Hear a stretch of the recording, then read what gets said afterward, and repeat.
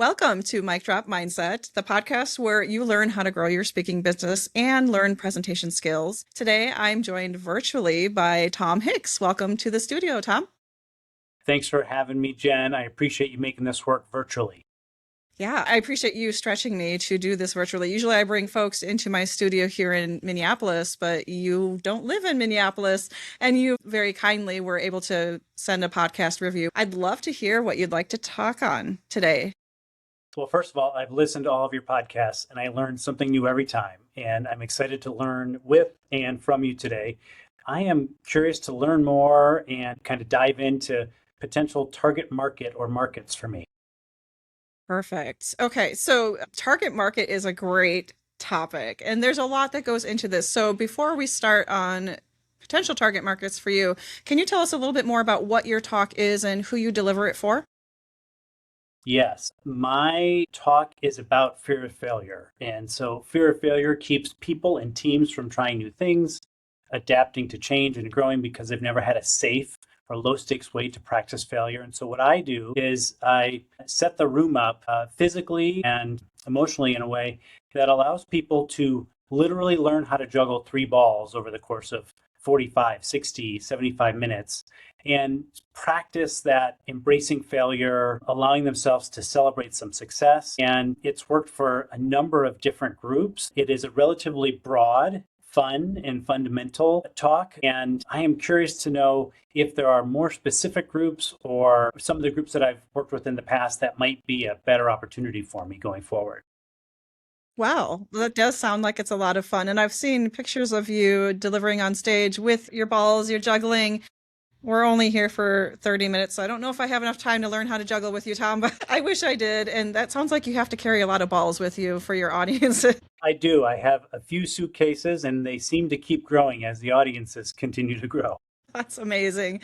Okay, so fear of failure, and it's helping people be uncomfortable for a while as they're learning a new skill, which is something you do with them and teach them how to do when they're in the room with you. So that leads me to believe, are there certain rooms that are a better, like I'm thinking of different stages that you could be on. There's, the big huge keynote stages, stadium size, whatever. Is that conducive to juggling into the experiential portion of what you offer? Yeah, you're hitting on part of the reason why I wanted to explore this question today or this topic today, Jen. And it's because I've been in a few auditoriums with traditional auditorium seating, and that works fine. But especially if they're sloped, those balls tend to roll towards the front of the room, and there's lots of seating in the middle. And so rooms with tables and chairs tend to work a little bit better when people can get up and move and have a little bit of space. And so I'm also exploring, I know this might not be exactly on topic, but the idea of once I get into some larger rooms, I don't know if everybody in the room is going to be able to juggle. So do I bring up two or three or five people on stage? And they are essentially the models. They are the people who do that and demonstrate while everybody else is there. As for other places that have worked really well, yeah, oftentimes college campuses have some sort of mini ballroom that have an actual stage, but have round tables and seating or even seats in a line will allow people to have a little bit more room to move around and they won't be on top of each other. Got it. So it sounds like the spacing is important and the style of seating is important. Having a table might be more conducive to what you're doing. I know you're in the Midwest. Do you want to travel? Considering you have to carry some supplies with you to your events, do you prefer to travel? Do you prefer to stay local? What is the preference there? I try to stay within a day's drive. I'm okay doing it overnight somewhere. Within 8 or 9 hours, I'm willing to do. I'm based in Iowa, so I've gone to Columbus and Sioux City and Manhattan, Kansas, and the Twin Cities. I would prefer to do that rather than try to fly with a few suitcases. Yeah, I can imagine travel and expenses and packaging and all that stuff. And you don't want to lose any of your supplies just before as well. I hope next time you're in the Twin Cities, you come visit with me and we have a coffee. But okay, so there's some things to consider also. And if you don't want to use straight numbers, that's okay. But like, what have you charged for this keynote talk? Or is there a certain fee you're searching for? Yeah, good question. And I'm trying to be transparent about this. Right now, I am getting a handful of talks between $2,000 and $2,500. I would like to get that up to the $3,000 to $4,000 range. I'm currently working on my first actual official speaker reel. That Nice. should be done in the next month. And so I've been fortunate to have decent success and progress without some of these pieces in place. And so, yeah, that's my goal. This is a side gig for me and looking to continue to grow. Perfect. Okay, so now we've gone through the kind of overall umbrella of logistics there. What are some audiences that really resonated the most so far with this talk? Great question. I'm going to go really broad first and say that women between the ages of 35 and 65 just really seem to enjoy this session, this experience, and men aged 25 to 35. And so when I think of the people who end up chatting me up afterwards and are interested in exploring and might follow up via email or might be looking to book me somewhere else, those are the really general large populations that I've been able to distill down a little bit. Past that, I am a career educator. Both my parents were teachers. I've done this for a couple of school districts. They are the best audience for me. They just eat it up, and we have a blast together. Similar professionals. I've had good luck with both SHRM and CUPA or Coupa, higher ed HR, and have continuing gigs with some of those groups. And they seem to be looking for something like this and enjoy the fun, but also the developmental side of it. One thing in anticipating this, I dug into in the past year and a half, close to 98% of, I think 97% of my gigs came through women reaching out or booking me. There were about 5 who did not, that originated with men, but only 1 actually started and ended with a man recommending me and booking me. And so overwhelmingly, it is groups of women for some reason. Well, that's an interesting awareness and market research item to pay attention to. Okay. And one thing I forgot to ask as well is, do you offer any sort of program or coaching, consulting, coursework, book, anything of that nature on stage? Not yet. I've just gotten into selling some custom juggling balls, but nothing into that realm yet, Jen. Got it. Got it. So at this point, it's just speaking for the sake of speaking and being in the room and getting the experience with folks at this point. Yes. Perfect. Okay. You hit on a couple of things, and I always like to focus on the low-hanging fruit with people who are getting out there, putting their name out there, getting these gigs on their own. First, we look at how do we multiply what's already working really well. So you mentioned that educators, schools are a really great fit. When you say schools, do you mean like K through 12? Do you mean like college, university? What level of schools? Yeah, thanks for following up on that. Both. When I talk about schools, it's often K through 12, and it is the staff and faculty. Less so the students, it's staff and faculty. So welcome back or enrichment events in late July or early August have been really popular. And I've worked my entire career. My day job has always been in higher education. And so I have a natural connection to higher education that often gets me in the door for some of those gigs. Nice. Nice. The reason I ask that too is because even in the college university market, you can present for staff or you can present for the students. And so young adults might also be a good fit there. And it's sometimes easy to approach campus activities and sororities and fraternities, and especially when you know that women tend to be the people who refer you more. Maybe a sorority might be a good fit for you. And I know you work at a university as well. So where are those warm leads? Where are those warm referrals? And then the second piece of that would be, can you get referral business from people who have already heard you speak? Do you already have a follow-up process in place? I have a minimal follow-up process. Other than my LinkedIn profile, I've done no marketing yet. And like I said, don't have that video yet and have worked entirely on referrals so far. And I know that won't always be the case. I can't plan on that. And so this conversation is helping me figure out what those next steps are. Well, congratulations, Tom. I mean, it's really hard to put yourself out there and get so many word of mouth referrals. So obviously you're doing something right and people are really loving the content you're putting out there and how you're delivering it. So kudos to you, because that is really hard to do as you're side gigging and growing that side of what you offer. I really do think that's a huge thing to be celebrated. So congratulations for the momentum you're building so far. As I think of, potential audiences when it comes to speaking. So for you, because you don't offer upsells or a coaching package or anything from stage, it would make sense for you to have an endless or limitless source of referrals from stage. So when I think about markets that are really good for those endless referrals, what comes to mind is associations. So for example, an educators association, and I don't have specific ones off the top of my head, but that could help kind of kick off the research there. Associations are great because they can start at the local level, then go to regional, then go to national, and then international, if the case may be. So those might be good places for you to really get the word of mouth, but also get those warm referrals. People who have heard you before, they might be part of listservs, they might have trade publications that they offer or online publications, and that could be part of your package as well. When you're talking about a speaking opportunity, you could ask them, hey, do you have a newsletter? Is there something I can create a custom video to promote the events? Things of that nature could be part of your upsell or your package as well. But when I say associations, is that a market you've explored before?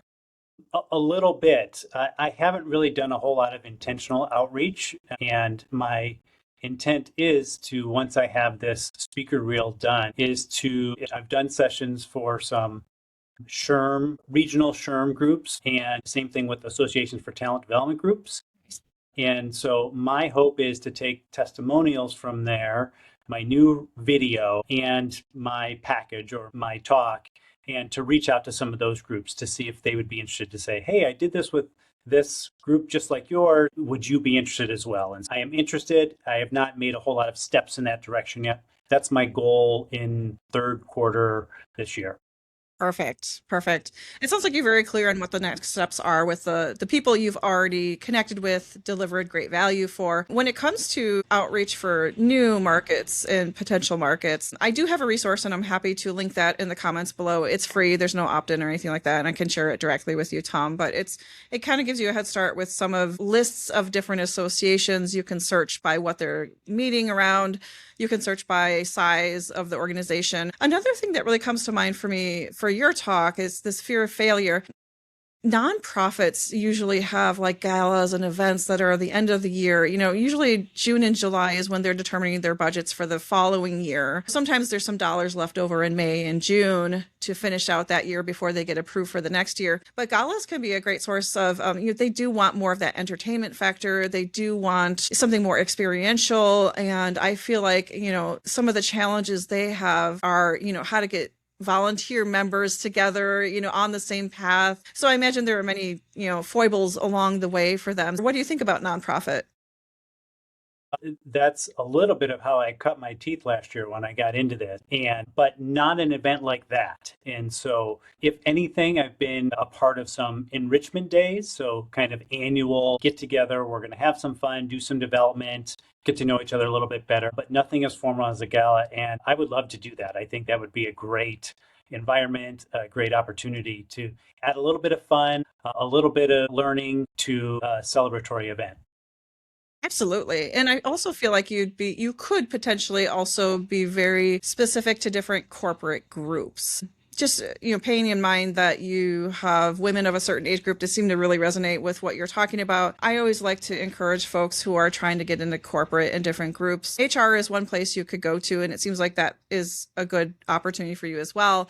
But then there are other departments within HR that also might be a fit for you, like outside of HR, And that could be like employee resource groups, like women's leadership groups. I recently spoke for Medtronic through a women's leadership group, and then they had other ancillary leadership groups within that. Sometimes they do virtual as opposed to in person. That could be a way to get your foot in the door of different groups within companies. And it doesn't necessarily have to be like a Fortune 500 company. It could be a credit union, a bank, a community organization, things of that nature. But is that something, do you think that might be a good fit for you? Yeah, I hadn't thought of that yet. And I don't know why I hadn't thought of that. I've participated in those groups in the past in different contexts, and that totally skipped my mind. So I appreciate that reminder. Totally. I think that would be a great place to start. Oh, yeah. Yeah. I just feel like that topic and what you're doing is not your traditional talking head kind of boring topic. So I really think it would resonate well. And some of these groups also hold like annual events or member appreciation types of events. So that might also be a good fit for you. That could be a potential market for you. One other market that's coming to mind as we're talking through this is chambers of commerce. Have you connected with your local chambers of commerce? Yeah, so yeah, where I am, in order to be considered for Chambers of Commerce events, you need to be a member. I'm not there yet, but I hope to be. But through some Association for Talent Development contacts and some events I've done for them, they've connected me with a couple of other local chambers of commerce. And so I just did my first one 2 months ago, and it went really well. So that's another group that I'm hoping once I get this video together, I can reach out to some other in the area to see if they might be interested. So I appreciate that reminder. Of course. I mean, it sounds like you've got umpteen different markets that you could approach. Which of the markets we've discussed so far feels like, yes, that's absolutely where I need to be in the next 6 months? Yeah, I'm going to go two ways on this, Jen. One, I would really like to explore, do some more school districts. They are a natural fit. They are my people, and we just have fun together. I always assumed, teachers know about growth mindset and continuous improvement. That's what they talk about with their students. I said, I'm not going to teach them anything. Well, what I learned is they get to rediscover and actually do this and do it live in the room, which they don't often get to do themselves. And so that's one. And then two, I'm actually, one of the tabs on my computer right now is to apply for a national fraternity and sorority conference. I'm a former Greek advisor. I worked and advised those groups for years and years, was actually connected with this organization 20 years ago. And the idea from a friend who's still in that world that there might be some opportunity there. And if I'm able to be selected for the national conference, which is I'm not expecting that, but there would be opportunities for future referrals for groups on campuses and other parts of the country. So yeah, those are the two things that are really exciting me right now. Awesome. Well, thank you for sharing that. And it sounds like you're making some really good strides. You mentioned that it's mostly word of mouth, but it sounds like you're doing some outreach on your own as well. So it sounds like you've got some good processes in place so far. What does your follow-up process look like after you're done speaking? I make sure to send a thank you right away. I might even give it in person or drop it in the mail as I'm leaving town. And then within a week after, I seek out testimonials. That's not the first thing I ask for, but I send a message or reconnect if I can to get feedback and any feedback that they have about the event, to seek out testimonials, and then ask if there's anybody else they think would be interested or I might be a good fit for. I'm not as consistent with this conversation as I probably should be. I don't have really a list of questions or anything. I think I just gave you what I do. I don't have it formalized yet, but I know it's worth doing. So I at least try to do something. So any ideas you have there, I would appreciate. Well, I mean, it sounds like you have a good start to what you're doing. And I'm not an expert on follow-up at all. I think there are some other people who perhaps do a better job of follow-up with me, but there are tools that make follow-up a little bit easier. And of course, they always say fortune is in the follow-up. I like to say the relationship is in the follow-up because it's great to deliver once. It's even better when you deliver consistently. So I like to use tools. And for me, it's a spreadsheet. I come from the spreadsheet world. So I track all of things. I pay attention to dates. So depending on what market you're speaking for, there are certain dates that it's their busy time. They're probably not going to respond to anything you send back to them. For example, I spoke for a school association back in March, and I followed up with them, and they're like, oh, this is the busiest time of year because we're trying to get these kids out the door.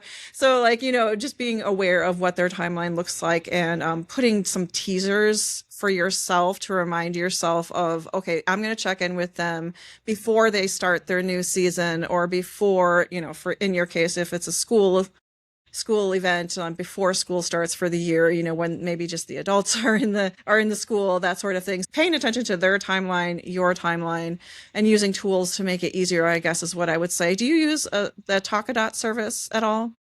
I tested it out for the first time a couple of months ago. I like it, and I wasn't ready or didn't have the budget to pay for it yet. And so I've essentially replicated those questions through a Google form right now in order to get some of that feedback. There's definitely potential there.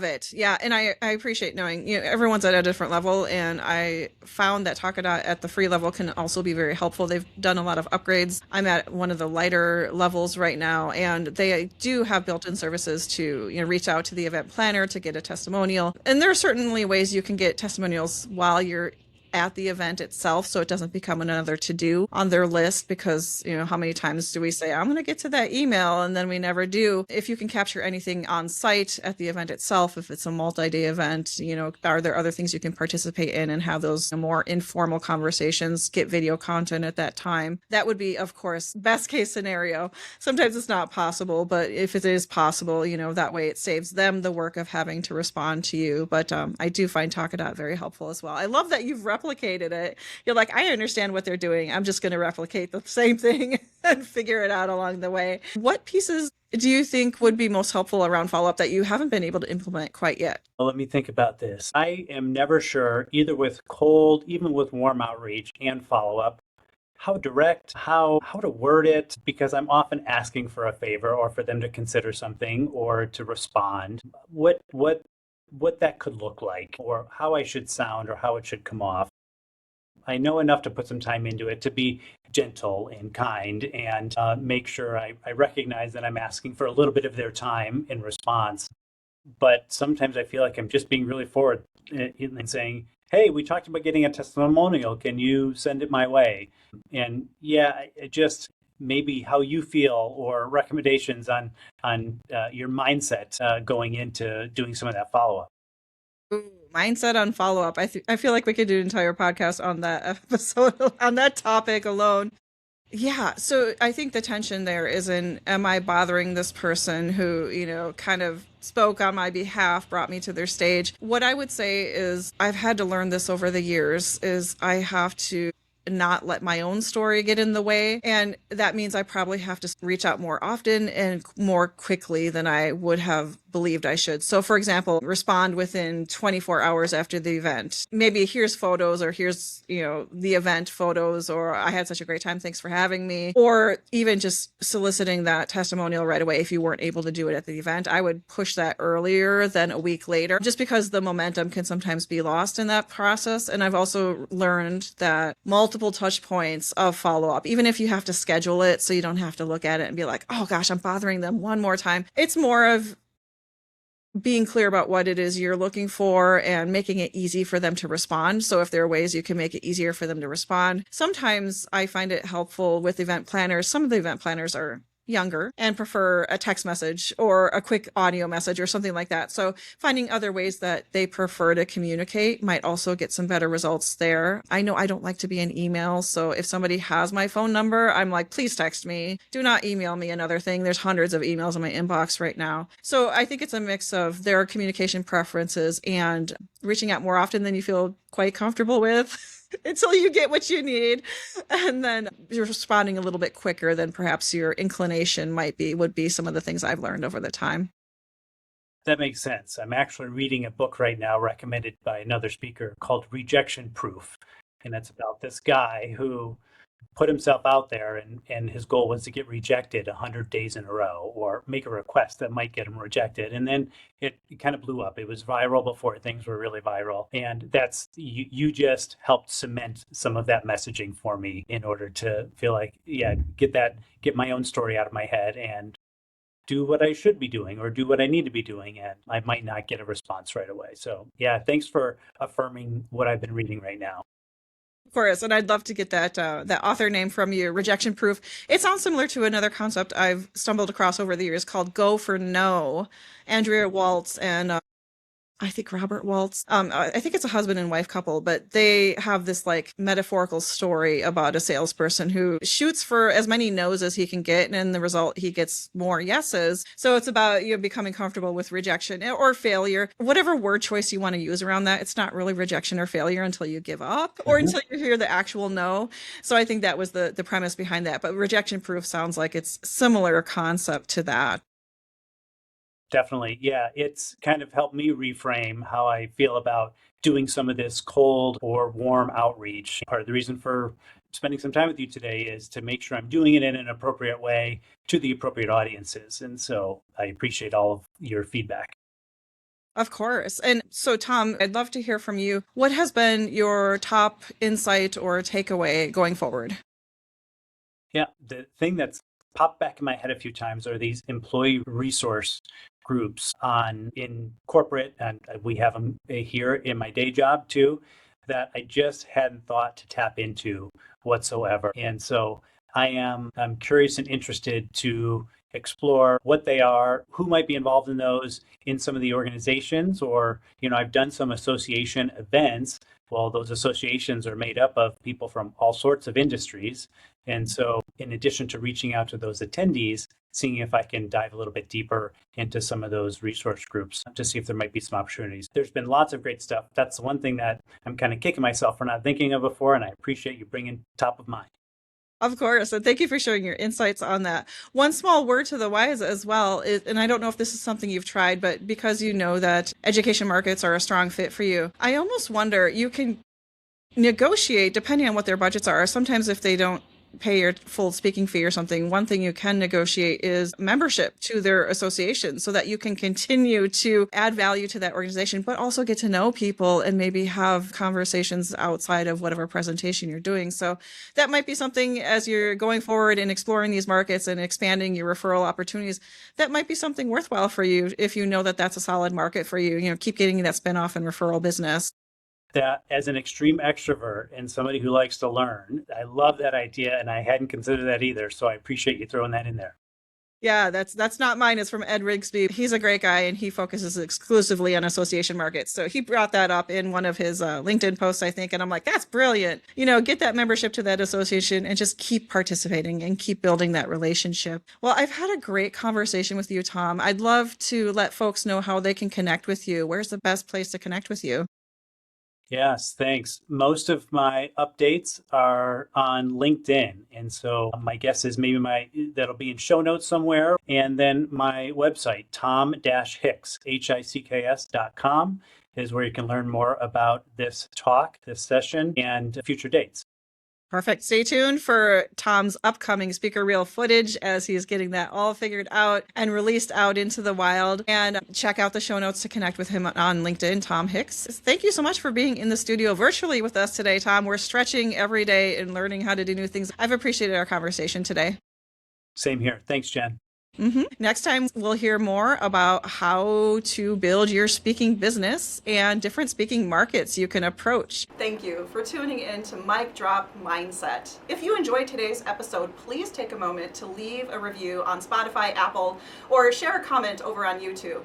Stay tuned for bi-weekly episodes and subscribe to discover your own unique mic drop moments.